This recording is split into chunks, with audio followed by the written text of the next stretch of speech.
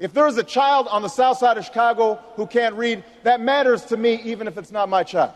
If there's a senior citizen somewhere who can't pay for their prescription drugs and having to choose between medicine and the rent, that makes my life poorer even if it's not my grandparent.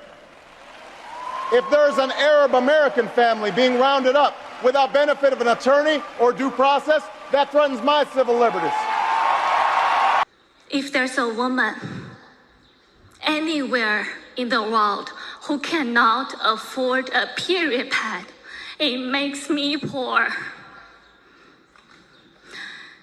If a girl who skips school out of fear of harassment, that threatens my dignity.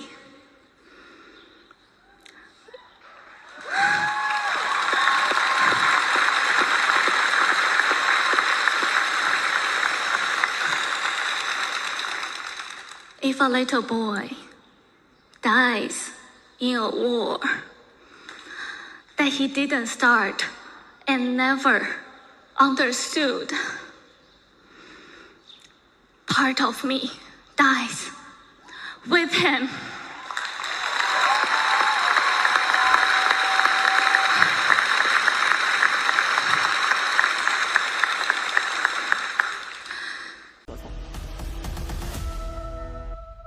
Tonight is a particular honor for me because, let's face it, my presence on this stage is pretty unlikely.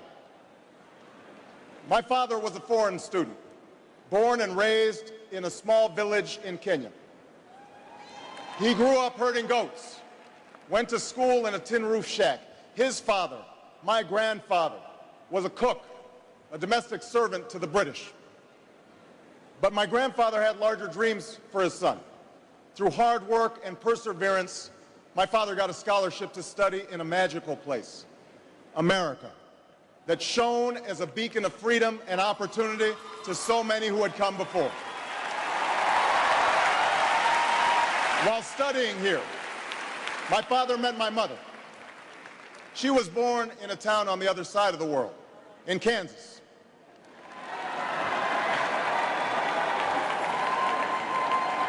Her father worked on oil rigs and farms through most of the Depression. The day after Pearl Harbor, my grandfather signed up for duty, joined Patton's army, marched across Europe. Back home, my grandmother raised a baby and went to work on a bomber assembly line. After the war, they studied on the GI Bill, bought a house through FHA, and later moved west, all the way to Hawaii in search of opportunity. And they, too, had big dreams for their daughter. A common dream born of two continents. My parents shared not only an improbable love, they shared an abiding faith in the possibilities of this nation. They would give me an African name, Barak, or Blessed, believing that in a tolerant America, your name is no barrier to success. They imagined me going to the best schools in the land, even though they weren't rich, because in a generous America, you don't have to be rich to achieve your potential. They're both passed away now. And yet I know that on this night, they look down on me with great pride. They stand here, and I stand here today, grateful for the diversity of my heritage, aware that my parents' dreams live on in my two precious daughters. I stand here knowing that my story is part of the larger American story, that I owe a debt to all of those who came before me, and that in no other country on earth is my story even possible.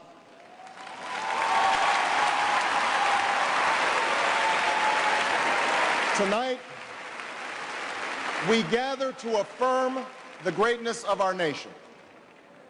Not because of the height of our skyscrapers or the power of our military or the size of our economy. Our pride is based on a very simple premise, summed up in a declaration made over 200 years ago. We hold these truths to be self-evident, that all men are created equal, that they are endowed by their Creator with certain inalienable rights, that among these are life, liberty, and the pursuit of happiness. That is the true genius of America. A faith in simple dreams. An insistence on small miracles. That we can tuck in our children at night and know that they are fed and clothed and safe from harm. That we can say what we think, write what we think without hearing a sudden knock on the door. That we can have an idea and start our own business without paying a bribe. That we can participate in the political process without fear of retribution, and that our votes will be counted, at least most of the time.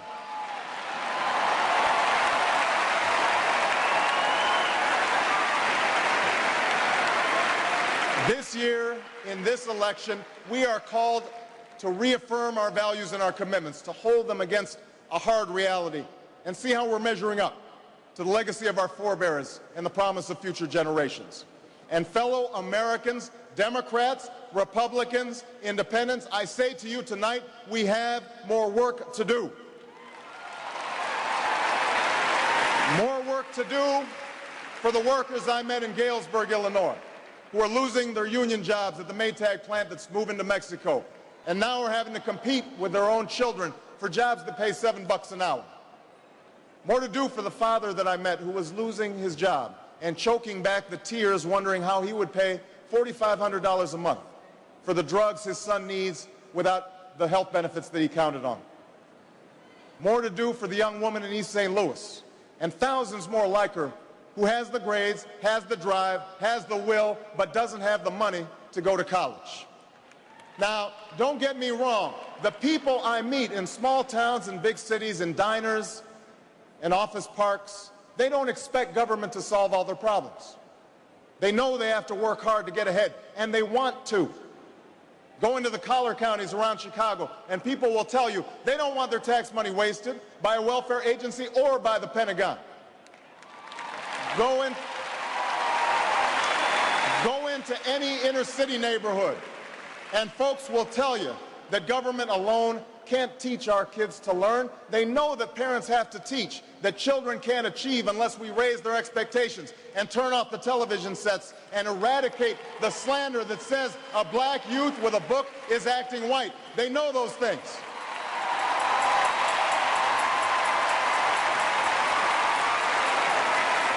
People don't expect government to solve all their problems. But they sense deep in their bones that with just a slight change in priorities, we can make sure that every child in America has a decent shot at life, and that the doors of opportunity remain open to all. They know we can do better, and they want that choice. In this election, we offer that choice. Our party has chosen a man to lead us who embodies the best this country has to offer, and that man is John Kerry.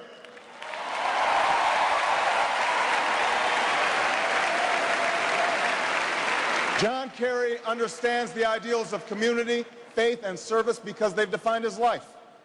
From his heroic service to Vietnam, to his years as a prosecutor and lieutenant governor, through 2 decades in the United States Senate, he's devoted himself to this country. Again and again, we've seen him make tough choices when easier ones were available. His values and his record affirm what is best in us.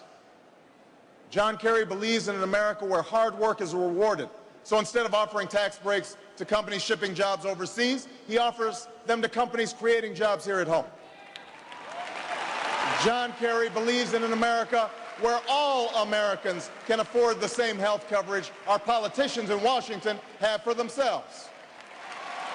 John Kerry believes in energy independence, so we aren't held hostage to the profits of oil companies or the sabotage of foreign oil fields. John Kerry believes in the constitutional freedoms that have made our country the envy of the world, and he will never sacrifice our basic liberties, nor use faith as a wedge to divide us.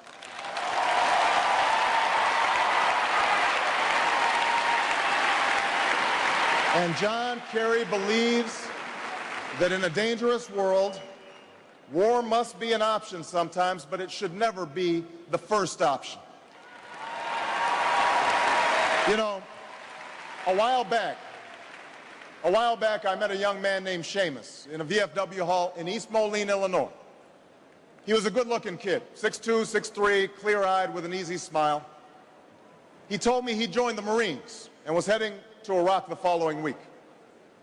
And as I listened to him explain why he'd enlisted, the absolute faith he had in our country and its leaders, his devotion to duty and service, I thought, this young man was all that any of us might ever hope for in a child. But then I asked myself, are we serving Seamus as well as he's serving us? I thought of the 900 men and women, sons and daughters, husbands and wives, friends and neighbors who won't be returning to their own hometowns. I thought of the families I'd met who were struggling to get by without a loved one's full income, or whose loved ones had returned with a limb missing or nerves shattered, but still lacked long-term health benefits because they were reservists. When we send our young men and women into harm's way, we have a solemn obligation not to fudge the numbers or shade the truth about why they are going, to care for their families while they're gone, to tend to the soldiers upon their return, and to never, ever go to war without enough troops to win the war, secure the peace, and earn the respect of the world.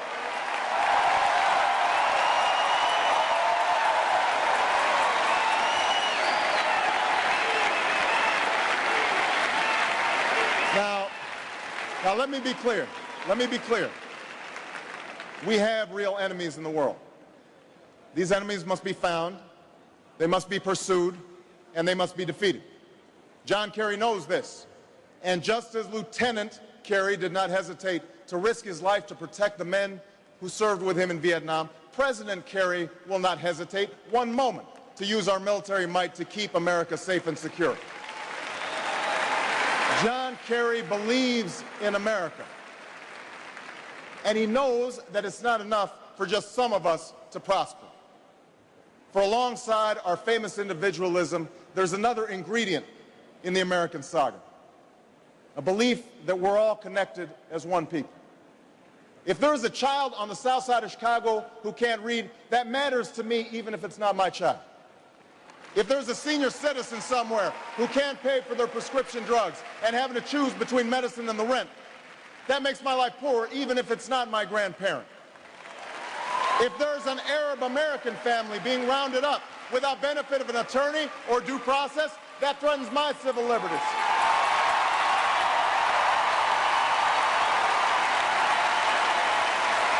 It is that fundamental belief.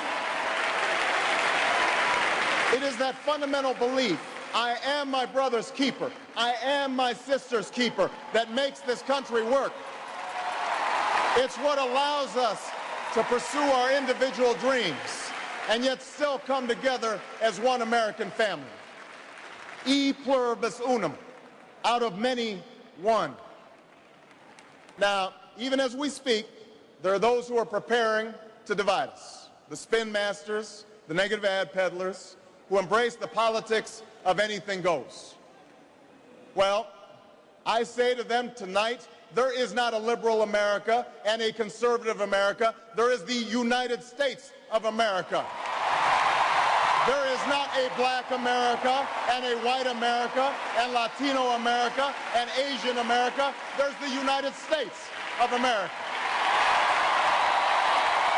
The pundits like to slice and dice our country into red states and blue states, red states for Republicans, blue states for Democrats. But I've got news for them, too. We worship an awesome God in the blue states, and we don't like federal agents poking around in our libraries in the red states.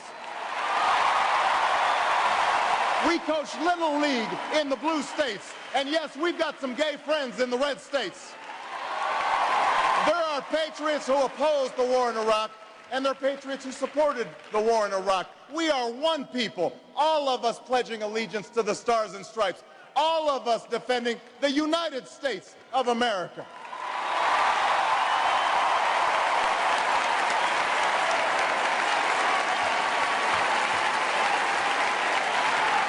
In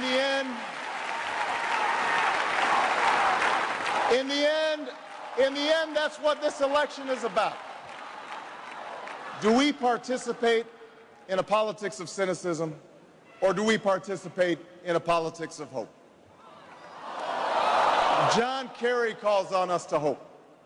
John Edwards calls on us to hope. I'm not talking about blind optimism here, the almost willful ignorance that thinks unemployment will go away if we just don't think about it, or healthcare crisis will solve itself if we just ignore it. That's not what I'm talking about. I'm talking about something more substantial. It's the hope of slaves sitting around a fire singing freedom songs, the hope of immigrants setting out for distant shores, the hope of a young naval lieutenant bravely patrolling the Mekong Delta, the hope of a mill worker's son who dares to defy the odds, the hope of a skinny kid with a funny name who believes that America has a place for him too.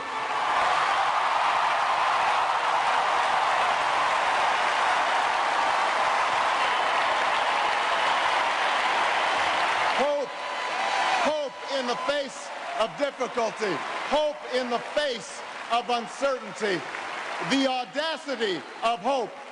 In the end, that is God's greatest gift to us, the bedrock of this nation. A belief in things not seen, a belief that there are better days ahead.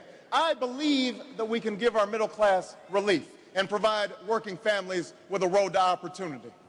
I believe we can provide jobs to the jobless, homes to the homeless, and reclaim young people in cities across America from violence and despair. I believe that we have a righteous wind at our backs, and that as we stand on the crossroads of history, we can make the right choices and meet the challenges that face us. America, tonight, if you feel the same energy that I do, if you feel the same urgency that I do, if you feel the same passion that I do, if you feel the same hopefulness that I do, if we do what we must do, then I have no doubt that all across the country, from Florida to Oregon, from Washington to Maine, the people will rise up in November, and John Kerry will be sworn in as president, and John Edwards will be sworn in as vice president, and this country will reclaim its promise, and out of this long political darkness, a brighter day will come. Thank you very much, everybody. God bless you. Thank you.